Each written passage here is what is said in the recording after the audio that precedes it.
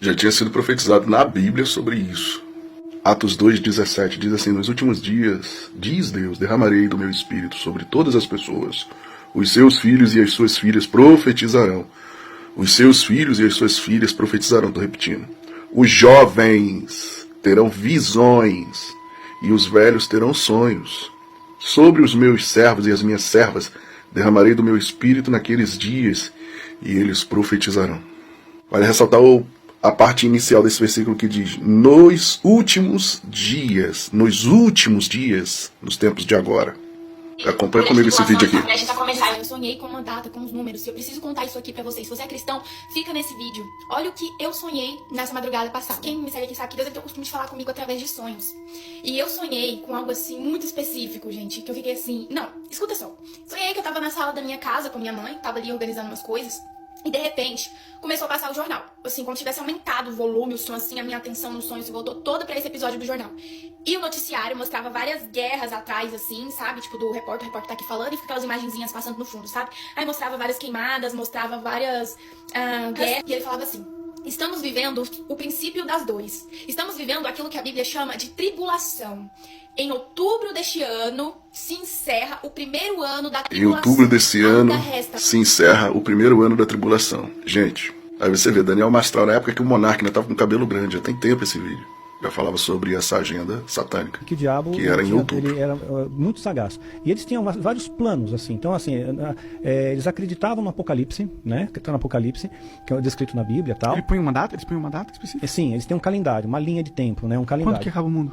Bom, não sei, quando acaba eu não posso te afirmar quando acaba. Não, mas, no calendário assim, deles. No calendário deles começa, o princípio da desgraça começa em 31 de outubro de 2023.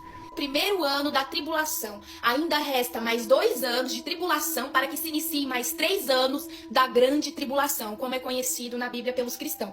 Ele falou dessa forma e eu comecei a gritar no sonho. Eu falei, tá vendo, isso tá na Bíblia, isso é bíblico, é real, tá se cumprindo. E a minha mãe virou e falou assim pra mim: isso daí eles falam há tanto tempo, isso aí é mentira desse povo do jornal.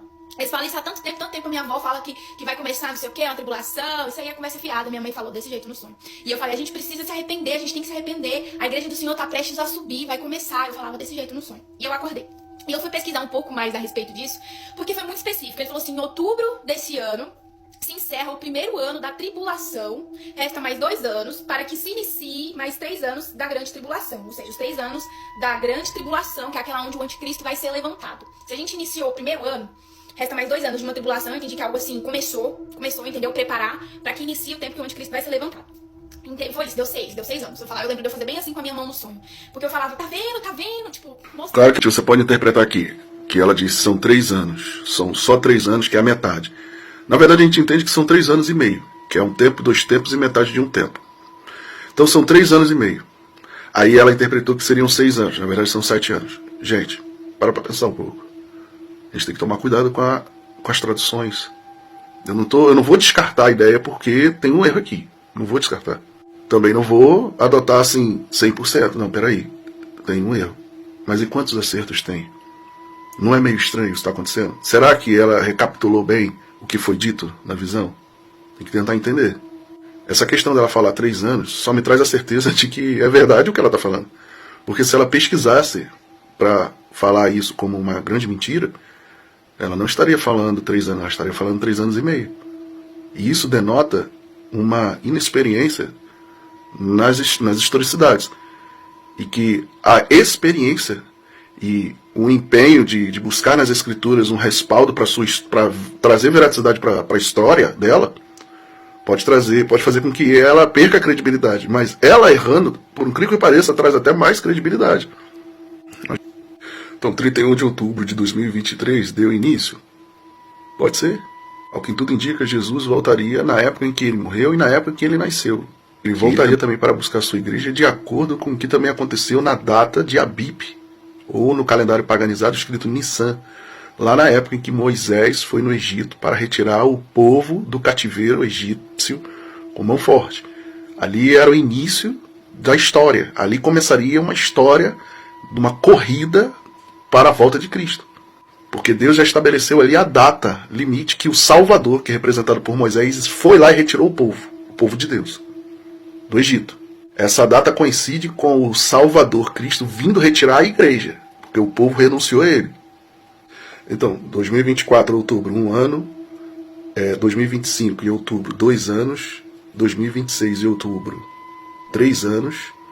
2027, 28, 29 e 30, completa-se 2030. Então a metade de um ano pode estar sendo concluída no final. Ao que dá a entender, 3 anos e meio, mais 3 anos e meio, 7 anos. O calendário da gente está paganizado, mas vamos lá. Setembro, e até o mês que eu nasci, é o mês 7. Outubro é o mês 8. Novembro é o mês 9. Dezembro, de 10, é o mês 10. Então, mês outubro, o 8 representa o infinito. E aí, ela foi pesquisar sobre os acontecimentos dos finais dos tempos e se deparou com essa informação através de Daniel Mastral. Aí eu te digo, o que você está pensando da sua vida ainda nos tempos de hoje? Achando que o seu dinheirinho para o final de semana para se divertir e esparecer sua cabeça já é o suficiente? Fazer aquelas viagens, que eu não estou dizendo que isso é errado, já é o suficiente? Tá, isso aqui é uma vida passageira. A maior preocupação, Jesus o tempo todo diz que a gente não deve se preocupar com as coisas dessa terra, mas sim com as coisas do céu. E Ele morreu por nós. Isso aqui não foi à toa. Isso aqui não foi de brincadeira. Ele passou por isso, por um momento de ser cordeiro, para voltar assim, para buscar a sua igreja. Primeiro ele vem como cordeiro, entregue, escarnecido, sendo imolado pelos nossos pecados e nossa iniquidade, para levar a gente para morar com ele. Para depois ele vir assim, como leão da tribo de Judá, para guerrear e buscar a sua igreja.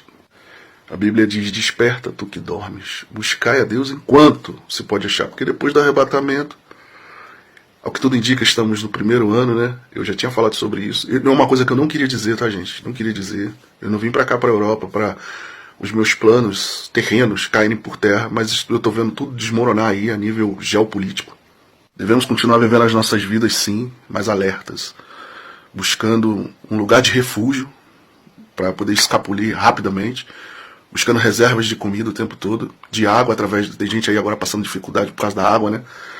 Eu tinha feito uma instalação no meu telhado, onde da calha eu instalei um cano para frente e botei ele para cair na minha caixa d'água. Toda a água que caía no meu telhado depositava-se na caixa d'água.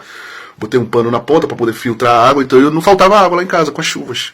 E as caixas d'água de 1.000, 2.000 litros enchia numa velocidade com a chuva por causa de um telhado, gente.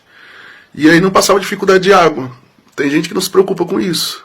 Entendeu? Por enquanto, no Rio de Janeiro e algumas cidades não está tendo esse problema, mas se tiver algum problema desse tipo, dessa natureza, como está acontecendo no Nordeste, o que você vai fazer? E é isso, é como sempre, o ser humano deixa tudo para a última hora, não se preocupa com nada, vamos viver a vida, de acordo com aquela música lá do tal do Zeca lá, deixa a vida me levar, a vida leva eu, do jeito que tiver, pode levar tranquilo, só que a vida leva para o buraco, mas Jesus leva para a vida eterna. Que Deus te abençoe, buscai Jesus enquanto está podendo se achar. Depois que uma galera sumir do nada, dizerem que foi ET, que foi um monte de gente abduzido, criança, todo mundo, aí vai querer buscar Deus. Deus me perdoa. Aí agora você vai ter que colocar a marca, vai ter que se virar. Isso se o arrebatamento for meso. Mas podemos também ficar para o final de todas as coisas também. Não descarta a ideia, sou pré e meso, e não descarta a ideia de que a Bíblia também traz respaldo para o pós-tribulacionismo. Quem estuda pouco acredita que só tem uma visão. Quem estuda muito a Bíblia vai interpretar realmente. Eu não posso negar que existem 3 linhas de raciocínio, porque existem 3 bases bíblicas. Que realmente, interpretando, você chega à conclusão de que realmente, cara, se Jesus voltar, que estejamos preparados antes da tribulação. Se Jesus voltar nos 3 anos e meio, na metade dos 7 anos, meso-tribulacionista, que nós estejamos preparados. Mas se ele voltar só no final e todo olho verá, amém, irmãos. Que nós estejamos preparados para poder resistir à marca e às coisas piores que estão por vir. Que Deus te abençoe.